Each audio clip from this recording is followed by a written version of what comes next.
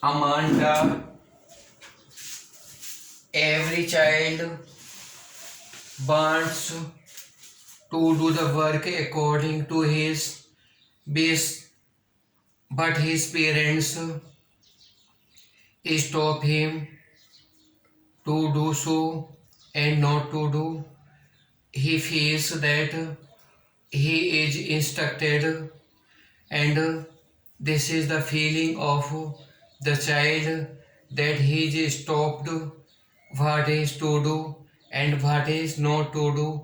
This has been told in the story in the poem Amanda of class 10th. Amanda poem.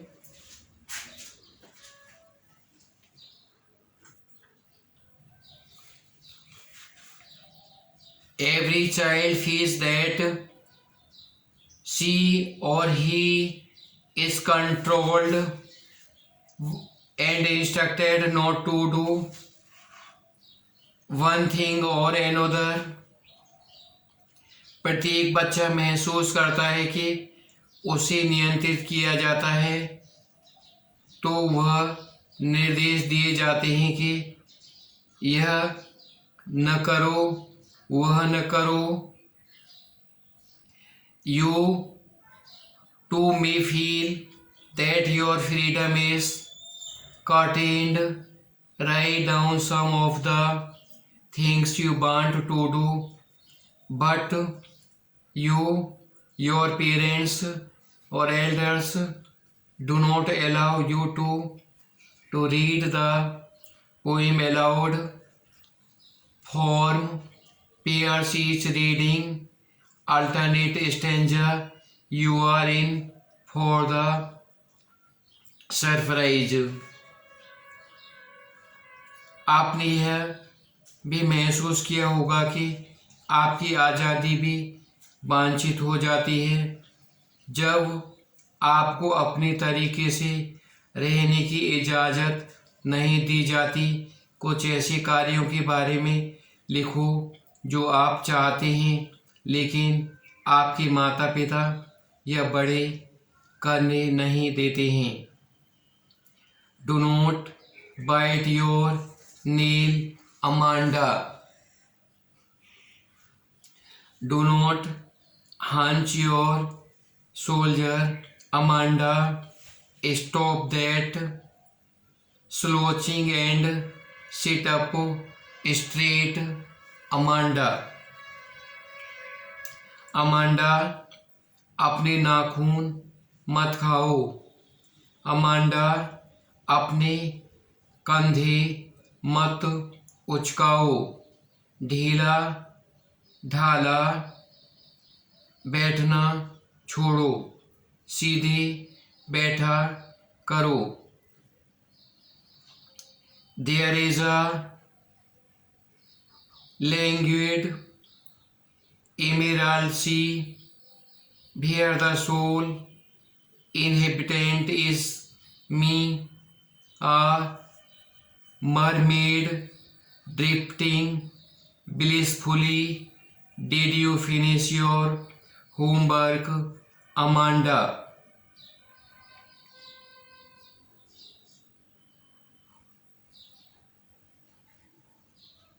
गहरे रंग के शिथिल समुद्र का एक ही निवासी है और वह मैं हूँ. एक मत्स्य कन्या आनंद पूर्वक लहरों के बहाव में बहती हुई. अमांडा, क्या तुमने अपने गृह कार्य को पूरा कर लिया है? Did you tidy your room, Amanda? Amanda, क्या तुमने अपने कमरे को साफ कर लिया है?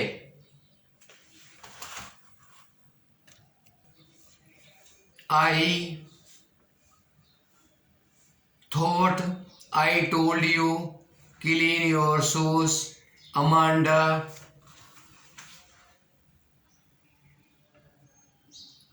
मैंने तुम्हें अपने जूते साफ करने के लिए कहा था Amanda.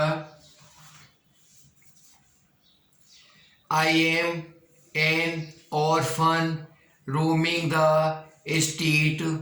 I pattern soft dust with my hushed bare feet.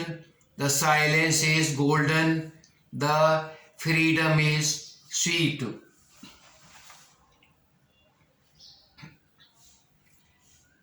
मैं एक अनाथ हूँ।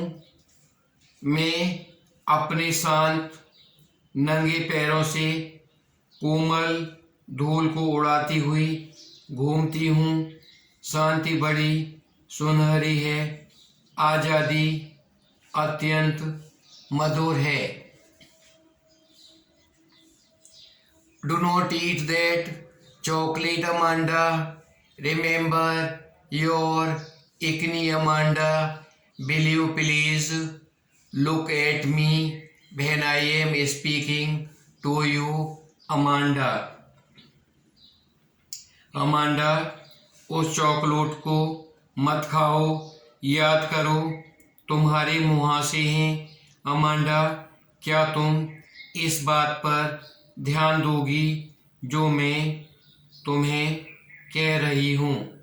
Amanda, I am Rapunzel, I have not a care. Life in a tower is tranquil and rare. It is certainly never let down my bright hair. मैं एक मनमौजी हूँ, मुझे परवाह नहीं। इस मीनार में जीवन बड़ा शांत और दुर्लभ है। मैं निश्चित रूप से अपने चमकीली बालों को अर्थात सिर को झुकने नहीं दूंगी। Stop that sulking at one once, Amanda. You are always so moody, Amanda. Anyone would think that I nagged, Amanda. Amanda, इस खिन्नता को एकदम समाप्त कर दो।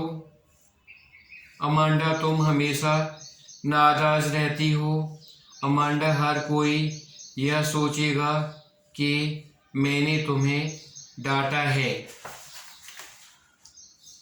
हंच अ लंप कुबड़, slouching to sit in loose attitude, अनमने मन बैठना। लैंग्विड स्पिरिटलेस डल शिथिल, एमेरेल्ड ग्रीन कलर्ड ज्वेल्स पन्ना। सोल लोनली एलोन अकेला। Mermaid having upper body of a women with a trunk of fish. मत्स्य कन्या। Drifting swayed with flow of बीफ्स, लहरों के साथ बहना। ब्लिसफुल ग्रेट हैप्पीनेस, परम सुख आनंद। हर्स्ट साइलेंस, चुप्पी। इकनी पिंपल मुहासा। ट्रैंक्विल पीसफुल शांति। सल्किंग sullen, मोरोस उदास खिन्न।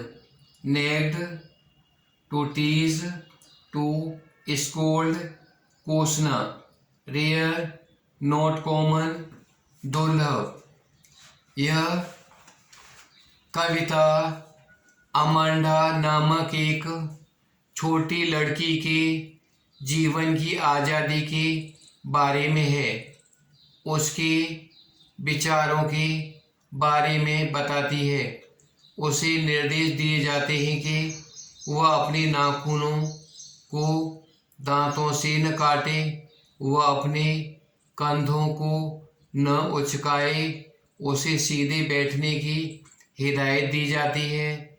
वह स्वतंत्रता की चाह रखती है और एक जलपुरी की भांति समुद्र में विचरण करना चाहती है। वक्ता उससे पूछता है कि क्या उसने अपना गृह कार्य कर लिया है, क्या अपना कमरा तथा जूते साफ कर लिए हैं। पर इस पर लड़की कामना करती है कि वह अनाथ बच्ची होती और अपनी मर्जी से धूल भरी सड़कों पर घूमती रहती।